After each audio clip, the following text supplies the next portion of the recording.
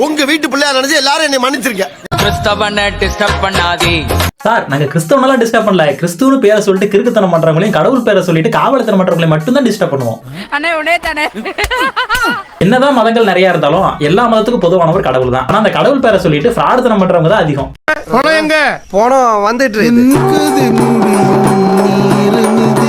John Jebaraj மதபோதகர் பார்ட்டியில் பங்கேற்ற இரு சிறுமிகளிடம் பாலியல் சீண்டலில் ஈடுபட்டதாக தற்போது தலைவன் சர்ச்சையில் சிக்கியிருக்கிறார்.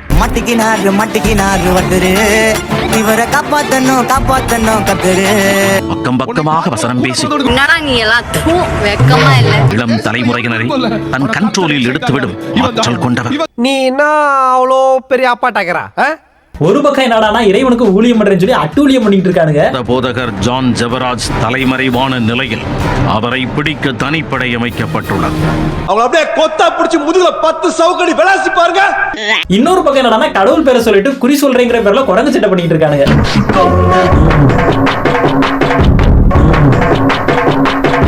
இந்தி வடிவில் நம்ம எல்லா பாஸ்டரையும் சாமிஜியும் ஃப்ராடுன்னு சொல்லல. நம்ம வாழ்க்கைக்கு நல்லது சொல்ற பாஸ்டர் இருக்காங்க, சாமியாரும் இருக்காங்க. ஆனா அதுல சில பேரு நான் நல்லது பண்றேங்கிற பேர்ல நாதாரித்தனம் பண்ணிட்டு இருக்காங்க. அவங்கள மாதிரி ஆளுங்கள்ட்ட மக்கள் உஷாரா இருக்கணும். அதுக்காக மட்டும்தான் இந்த வீடியோ. ஆமா, இந்த கண்டென்ட்ல வீடியோ பண்றதுக்கு நீ யாரு, உங்ககிட்ட யாரு சொன்னது அப்படின்னு சொல்லிட்டு ஒரு சில தற்கொலைங்க எல்லாம் கேட்பாங்க. என்கிட்ட யாரு சொன்னதுன்னா, நேத்து நைட்டு நான் தூங்கிட்டு இருக்கச்ச ஒரு சம்பவம் நடந்தது. அது கனவா இல்ல நினைவா அப்படின்னு எனக்கு சுத்தமா தெரியல. ஆனா சாட்சாத் இறைவனே நேர்ல வந்து என் பேரை சொல்லிட்டு மக்களை ஏமாத்திட்டு இருக்காங்க, நீ அதுக்காக ஒரு கண்டென்ட் பண்ணு மகனே அப்படின்னு சொல்லிட்டு அவரே ஒரு ஆசீர்வாதம் கொடுத்தாரு. அப்புறம் என்ன ஆரம்பிக்கலாமா?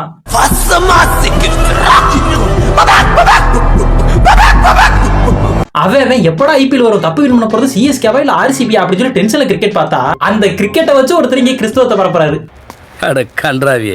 விளையாட்டு அப்படிங்கறதே ஜாதி மதம் மொழி இதுக்கெல்லாம் அப்பாற்பட்டதா. அவங்களுக்கு திறமை இருந்தா வின் பண்ணலாம். ஆனா அதுலயும் கொண்டு வந்து நான் மதத்தை சொருகிறேன் அப்படின்னு சொல்லி பல பேர் இந்த வேலையை பாக்குறாங்க. சிஎஸ்கே மும்பை தேவையில்லாம அந்த வார்த்தையை வாயிலிருந்து வர வச்சிடாது. யோ அது ஊ இல்ல மும்பை. சிஎஸ்கே மும்பை அடி பல்லகளெல்லாம் உடைச்சு படிக்க தெரிஞ்சா படி, தப்பு தப்பா படிச்சு அடி வாங்கி சாகாத சொல்லிட்டு சிஎஸ்கே ஜெயிச்சுன்னு சொல்றியே, உனக்காக இந்த சிலுவை ஜெயிச்சது ஸ்டேட்டஸ் வைக்க முடியுதா உன்னால? என்னது சிலுவை ஜெயிச்சதா? எந்த மேட்ச்ல? அதானே எனக்கு ஒன்றும் புரியல. அதானே எனக்கும் தெரியல. 3 மணி நேரம் 6 மணி நேரம் கிரிக்கெட் பாக்குற டைம் முழங்கால் போட முடியல. யோ ஆஃப்டர் ஆல் ஒரு முழங்கால் போறதுக்கு எதுக்கு அப்படி மூச்சு வாங்க பேசுற? ஒருவேளை தலைவன் ஸ்கூல்ல மேத்ஸ் சாரா இருப்பாரோ? ஒருவேளை இருக்குமோ? தெய்வ சமூகத்துல நேரத்தை செலவு பண்ண முடியல. டைம் இல்ல. டைமை பத்தி சார் பேசுறாரு. அவன் வாரம் பூரா நாயா போய் அலைஞ்சிருச்சு வேலைக்கு போயிட்டு இருக்கிற ஒரு சண்டே லீவ்லயும் இறைவனுக்காக பிரார்த்தனை பண்ண வரேன்னு சொல்லி வர அவங்க எங்க வாரம் பூரா ஸ்கிரிப்ட் ரெடி பண்றேன்னு சொல்லி சொகுசா இருந்துட்டு சண்டே ஒரு நாள் மட்டும் அவங்களுக்காக நேரம் ஒதுக்கி அவங்க மண்டைய கிளறி நீ எங்க? உனக்காக சிலுவையில ஒருத்தர் ஜெயித்தாரு, அவருக்கு உன்னால ஸ்டேட்டஸ் வைக்க முடியல. ஆர்சிபி வின்னு, டோனி வின்னு, சிஎஸ்கே வின்னு. மனம் திரும்பு. முதல்ல அடுத்த மண்டைய கிளறி நீங்க திருந்துங்க. நீ கேட்ட ஒவ்வொரு கேள்வி என்ன செருப்பால அடிச்ச மாதிரி இருக்குடா. மாதிரி இல்ல, உண்மையிலே செருப்பால தான் அடிச்சது. தெய்வ சமூகத்தில் ஆத்துமாக்காக கண்ணீர் வடிக்க முடியல. ஊழியக்காரனே, திருச்சபை வாலிப பிள்ளையே, எப்படி கிரிக்கெட் பார்க்க டைம் இருக்கு? பைத்தியம் முடிச்ச நாயே, ஏன்டா என்னையும் பைத்தியக்காரனாக்குற? உனக்காக டோனி ரத்தம் சிந்தல, உனக்காக விராட் கோலி ரத்தம் சிந்தல, உனக்காக இயேசு ரத்தம் சிந்திருக்கிறார். அவரை உயர்த்து. இதெல்லாம் நம்புற மாதிரியாங்க இருக்குது. சார் நம்ம நாட்டோட மானத்தை காப்பாத்த ஐபிஎல் கிரிக்கெட் நான் விளையாடல, நீங்க விளையாடல, தல தோனி விளையாண்டுருக்காரு. ஆர்சிபி தோத்துட்டு கண்ணீர், சிஎஸ்கே தோத்துட்டு கண்ணீர். உனக்காக இயேசு தினமும் அழுதுட்டு இருக்கிறார். அப்பா அப்படியெல்லாம் ஒண்ணு இல்லையே. முதல்ல இறைவன் எதுக்கு அழுவாருன்னா அவரை வச்சு அடுத்த மாட்டி நீங்க கழுவிட்டு இருக்கீங்க பாத்தீங்களா, இதுக்குதாயா இறைவன் முதல்ல அழுவாரு.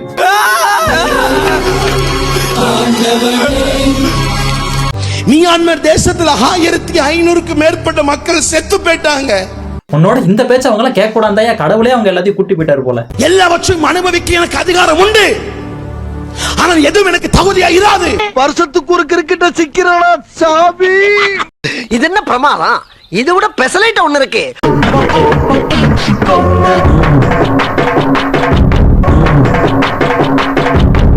ஏய் என்னது இது? திருப்பாச்சில வர தளபதி விஜய் மாதிரி ஏதோ கெட்டப் ட்ரை பண்றாங்க போல.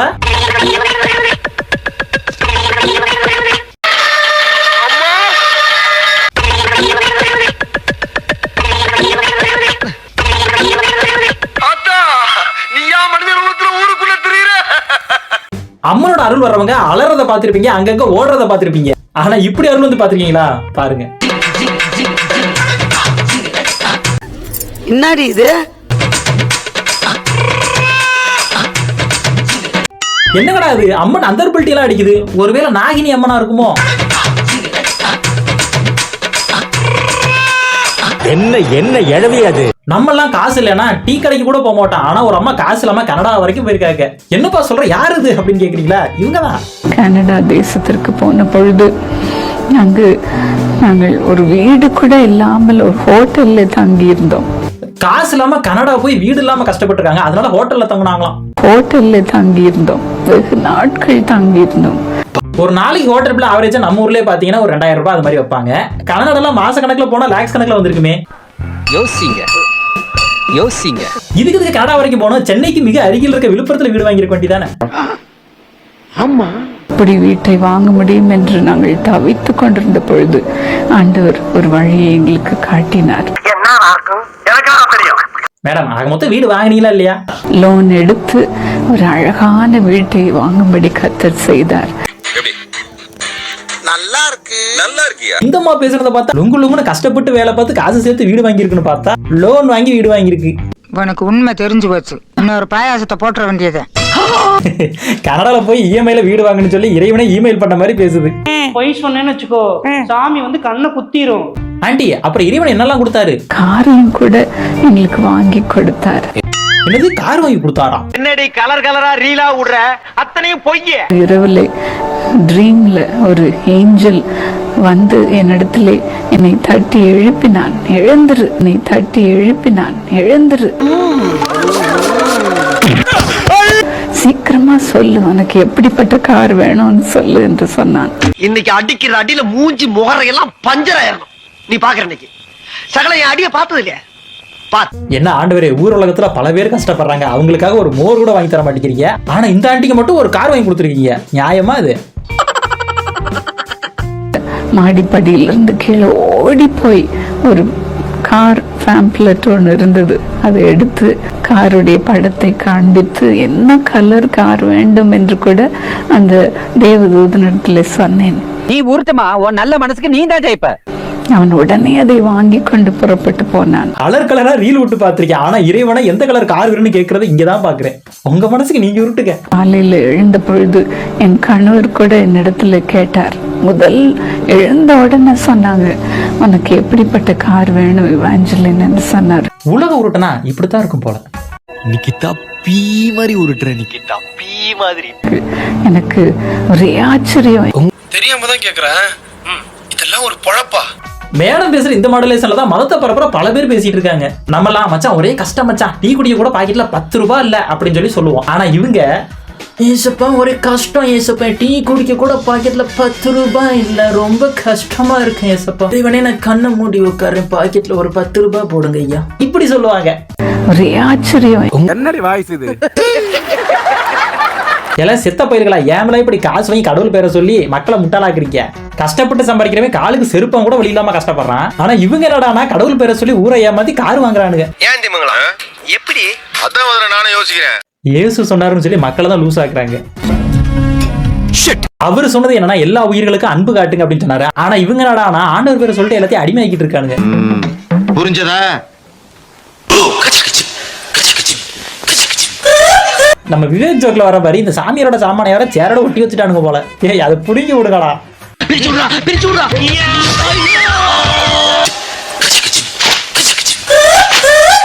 என்னடா வாயில அடுப்பெல்லாம் ஏத்துறீங்க? ஓஹோ, ஒருவேளை சமையல் பண்ற சாமியாரோ? சரி, ஆர்டர் சொல்றேன், அப்படியே நோட் பண்ணிக்க. அண்ணனுக்கு ஒரு ஊத்தாப்பம்.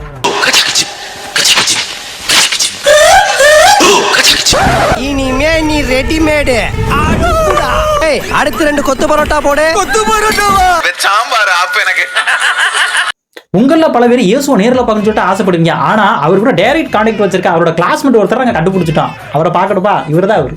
ஸ்கூல்லயே +2 எப்படி ஃபர்ஸ்ட் மார்க் எடுத்த அப்படின்னு கேட்டா, என்னடா இயேசு எதிர்த்து விட்டு போய் மாதிரி பேசிட்டு இருக்கீங்க?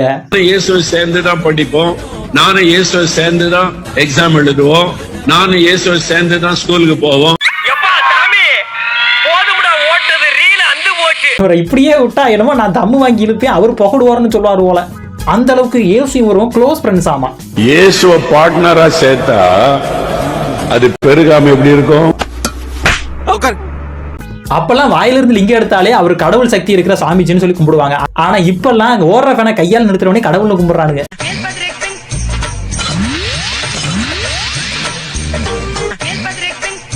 நான் வேணா உனக்கு கேட்கிறேன், எங்க அந்த கையை வச்சு ஓடுற ட்ரெயினை நிப்பாட்டு பார்ப்போம். முடியாது இல்ல, வாய்ப்பு இல்ல ராஜா. மாட்டாரு. ஏன்னா அவர் டைரக்டா இறைவன்ட்டே போயிருவாரு. பாட ரெடியா? இவன் நல்லா பண்றானோ இல்லையா, ஆனா சுத்தி நிக்கிறதுங்களா வாங்கின காசுக்கு நல்லா பண்ணுதுங்க. அந்த எக்ஸ்பிரஷன்ஸ் எல்லாம் பாருங்களேன். அதிசயத்தை பாருங்களேன். இது அதிசயம் இல்லையா? சில பேர் நம்ம காது மேலே ஏறி உட்காந்து பொய்யா சொல்லிட்டு இருந்தாங்கன்னா சரி பொய் தொலைன்னு சொல்லி சிரிச்சுட்டு போலான்னு தோணும். ஆனா ஒரு சில பேர் பொய் சொன்னா காது மேலேயே அவனை வச்சுட்டு போலான்னு தான் தோணும். அந்த மாதிரி ஒரு ஃப்ராடை இப்ப பார்க்க போறோம். ஆதி இந்திய கிறிஸ்தவத்தின் முதல் கிறிஸ்தவ நூல் திருக்குறள்.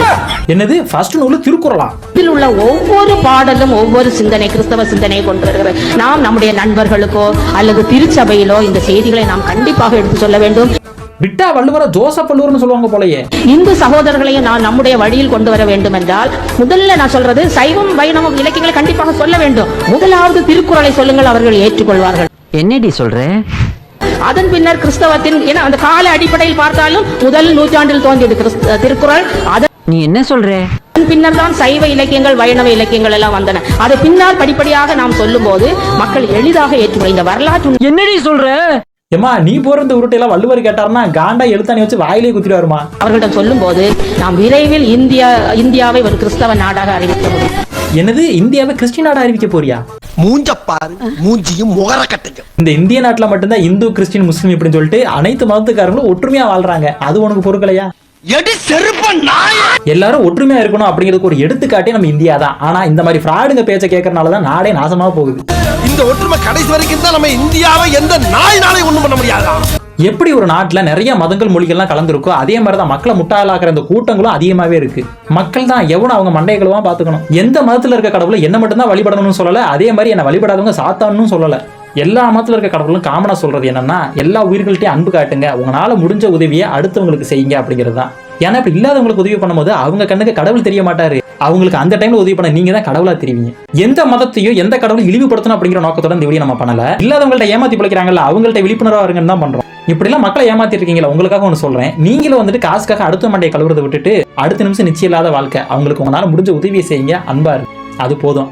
இந்த வீடியோ வியூஸ் போகுதோ இல்லையோ, ஆனா இந்த வீடியோவை பார்த்து யாரோ ஒருத்தவங்க மனசு மாறுறீங்கன்னா கூட அது நம்மளுக்கு சக்சஸ் தான். இந்த கண்டென்ட்ல நம்ம சேனல்ல ஆல்ரெடி நிறைய பார்ட்ஸ் வீடியோஸ்லாம் இருக்கு. அந்த வீடியோட லிங்க் எல்லாம் டிஸ்கிரிப்ஷன்ல கொடுக்குறோம், நம்ம வீடியோல கொடுக்குறோம், மறக்காம அதை செக் அவுட் பண்ணி பாருங்க. உங்களை ஏமாத்த இந்த மாதிரி ஆட்களை பத்தி டாப் டு பாட்டம் நீங்க தெரிஞ்சுக்கணும் அப்படின்னு ஆசைப்பட்டீங்க அப்படின்னா நான் வழக்கமா சொல்ற ஒரு படம் இருக்கு, அந்த படத்தை பாருங்க. மலையாளத்துல நம்ம தலைவர் ஃபகத் பாசில் நடிச்ச டிரான்ஸ் அப்படின்னு ஒரு படம் நிலை மறந்தவன்னு சொல்லி தமிழ்ல ரிலீஸ் ஆச்சு. அந்த படத்துல டாப் டு பாட்டை ஒவ்வொன்றும் புட்டு புட்டு வச்சிருப்பாங்க. அடுத்தவங்க மண்டை கழுவுறாங்களா. இந்த கண்டென்ட்ல நல்ல விழிப்புணர்வான ஒரு படம், ரிலீஸ் ஆகி பெரிய இஷ்யூ எல்லாம் ஆச்சு. ஆனா அந்த படத்துக்கு நிறைய பேர் சப்போர்ட் பண்ணாங்க. மறக்காம அந்த படத்தை செக் அவுட் பண்ணி பாருங்க. நம்மளோட அடுத்தடுத்து வர வீடியோக்களையும் பாருங்க. இந்த வீடியோ கண்டென்ட்ல உங்களுக்கு அடுத்த பார்ட் வேணும் அப்படின்னா மறக்காம நம்ம கமெண்ட் பாக்ஸ்ல கமெண்ட் பண்ணுங்க. புதுசா பார்க்குற வியூவர்ஸ் நம்ம சேனல் சப்ஸ்கிரைப் பண்ணிருங்க. நெக்ஸ்ட் வீடியோல மீட் பண்ணலாம். பஸ்தா பஞ்சாயத்து கூட போடுறது. போடா வீடு போடா. ஒரு சோத்த போய் குழம்பு வச்சு சாப்பிடுங்க, வேலை வைக்க போறேன். போ போடா.